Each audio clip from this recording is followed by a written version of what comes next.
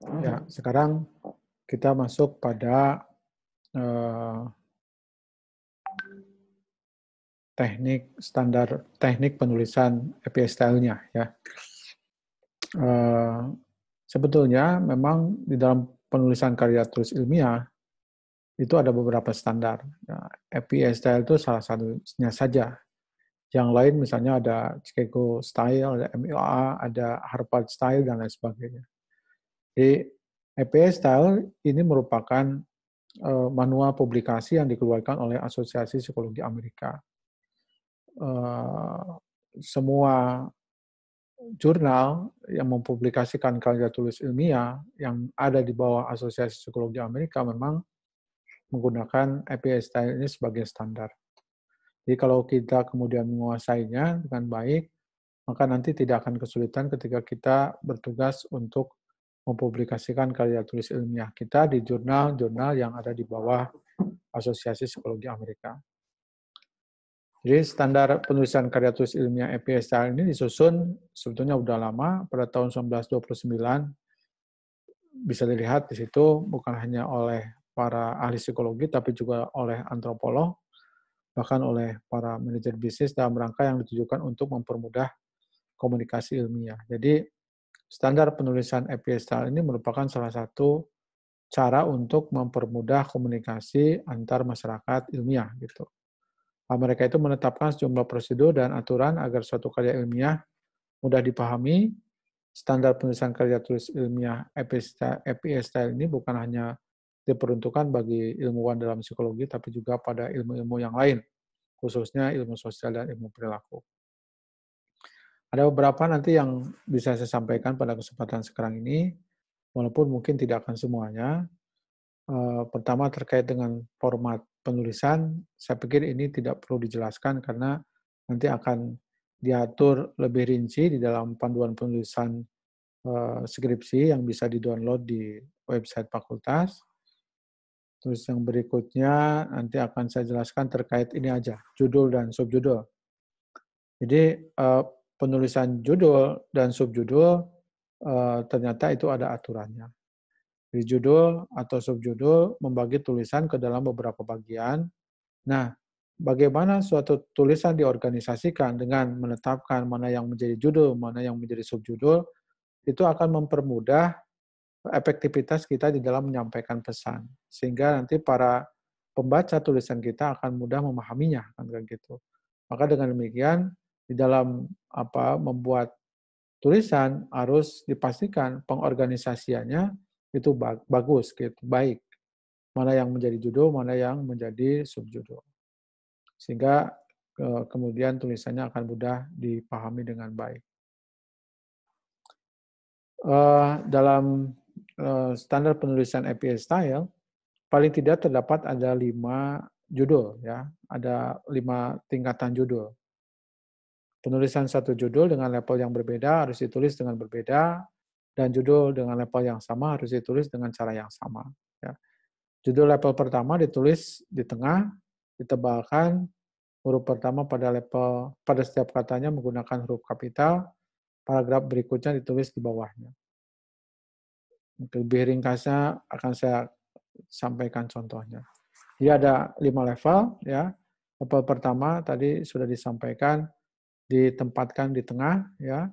Terus kemudian di bold, ditebalkan. Huruf kapital hanya pada huruf pertama dari setiap katanya. Jadi metode penelitian, M-nya besar, P-nya besar. Itu judul pada level pertama gitu. Nah, judul pada level pertama dimanapun harus ditulis seperti itu. Jadi kalau kemudian kita menemukan judul yang ditulis seperti tadi, ditulis di tengah, huruf pertama dari setiap kata dibikinkan huruf kapital, terus kemudian diboldkan seluruhnya, maka itu bisa dipastikan adalah level pertama. Untuk level kedua, ya, itu ditulis di rata kiri, ya, di bold seperti pada judul pada level pertama, huruf pada setiap kata, huruf pertama pada setiap katanya dibuat kapital gitu, di rancangan penelitian. Dan, dan kalimat setelahnya ya, tidak ditulis setelah, eee, kata terakhir dari judul, tetapi di-enter dan kemudian dikasih inden gitu. Pokoknya ikuti seperti yang ada pada, layar gitu. Terus kemudian ada juga, judul level ketiga. Kalau judul level ketiga berbeda dengan judul level kedua. Kalau level kedua itu rata kiri, kalau level ketiga itu dikasih inden, ya, dikasih inden, terus kemudian di-bold dan yang diberi huruf kapital hanya pada huruf pertama pada kata pertama. Misalnya identitas kesucian moral, I-nya dibesarkan. Sedangkan K dan M pada kesucian moral itu tidak dibikin huruf kapital. Nah, yang membedakan yang lainnya adalah eh, kalimat setelahnya, kalimat setelah judul itu, kalau di level 2 di enter, kan gitu ya. Kalau di level 3, setelah judul itu diberi titik dan lanjut pada kalimat berikutnya. Misalnya identitas kesucian moral titik baru variabel identitas kesucian moral bla bla bla bla bla gitu. Dan eh, semua judul dengan level ketiga karakteristiknya seperti itu. Nah, ada sedikit perbedaan dengan judul level keempat. Kalau judul level keempat ditulis persis seperti level ketiga, perbedaannya adalah tidak di bold saja, ya, tidak di bold. Ya, maaf. Eh, ini level keempat itu di bold. Level keempat di bold, sedangkan level kelima itu dihilangkan boldnya. Jadi sama-sama dimiringkan, tetapi kemudian subjudulnya untuk yang level keempat di bold. Ini ada kekeliruan yang level keempat. Yang berikutnya, mungkin ini juga bisa dibaca lebih rinci, nanti terkait dengan bagaimana membuat rincian.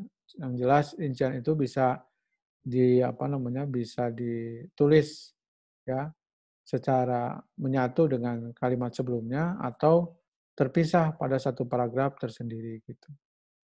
Saya sekarang akan mencoba menjelaskan terkait dengan teknik pengutipan. Teknik pengutipan ini penting karena akan berdampak pada apakah kita kemudian terlibat dalam plagiarisme atau tidak gitu. Mengutip pikiran orang lain ke dalam tulisan kita dalam karya ilmiah merupakan sesuatu yang tidak terhindarkan. Karena ilmu pengetahuan itu sifatnya akumulatif, apa yang dibangun hari ini tentu berdasar pada teori-teori yang dibangun sebelumnya. Ketika kita mendasarkan diri pada teori-teori yang dibangun sebelumnya, maka pada saat itulah diperlukan kemampuan kita di dalam mengutip secara benar. Jadi nanti bisa diketahui bahwa mencantumkan penulis dan juga tahun publikasinya tidak cukup menghindarkan diri kita dari praktek plagiarisme. Jadi bukan tidak cukup dengan mencantumkan, tetapi harus ditulis secara benar gitu. Menurut API Style ya,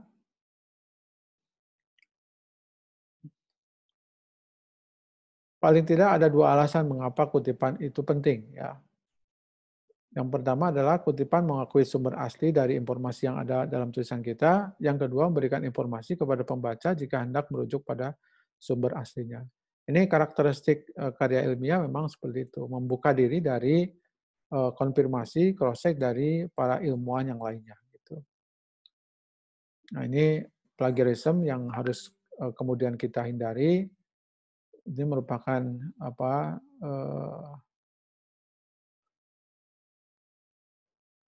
kejahatan akademik yang sangat besar dan sebagai petunjuk buruknya integritas akademik seseorang. Plagiarisme juga disebut sebagai menggunakan pikiran atau kata orang lain yang dipublikasikan dalam tulisan kita tanpa mengakui sumbernya. Di dalam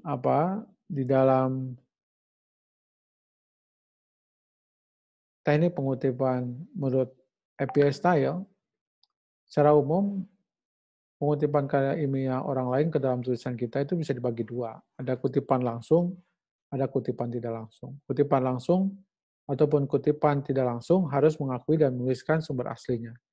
Namun penulisan sumber asli saja belum tentu terbebas dari plagiarisme. Tadi sudah saya sampaikan. Terdapat perbedaan yang signifikan antara cara pengutipan langsung dan pengutipan tidak langsung.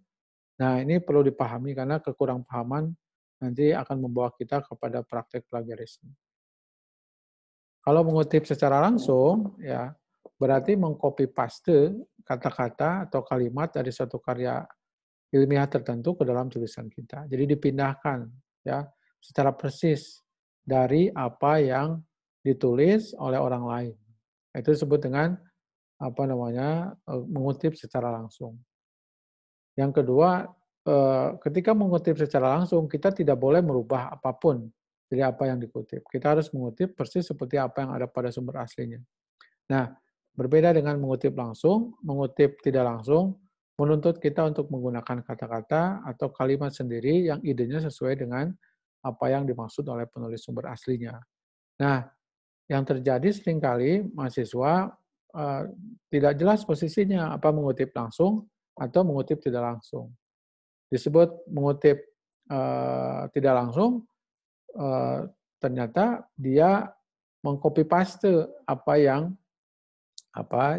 dia baca di tulisan orang lain terus dipindahkan kepada tulisannya.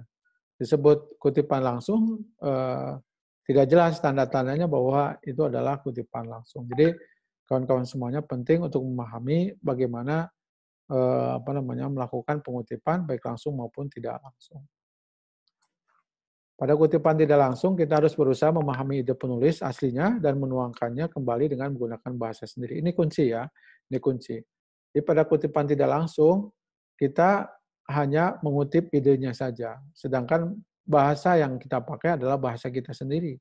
Berbeda dengan kutipan langsung. Kalau kutipan langsung, bahasa dan idenya itu murni dari tulisan orang lain. Jadi kalau kutipan tidak langsung, kita hanya mengutip idenya saja, sedangkan kata-katanya kita menyusun sendiri. Oleh karena itu, ketika kita akan melakukan kutipan kutipan tidak langsung, harus baca dengan baik kira-kira ide dari penulis itu apa, ya.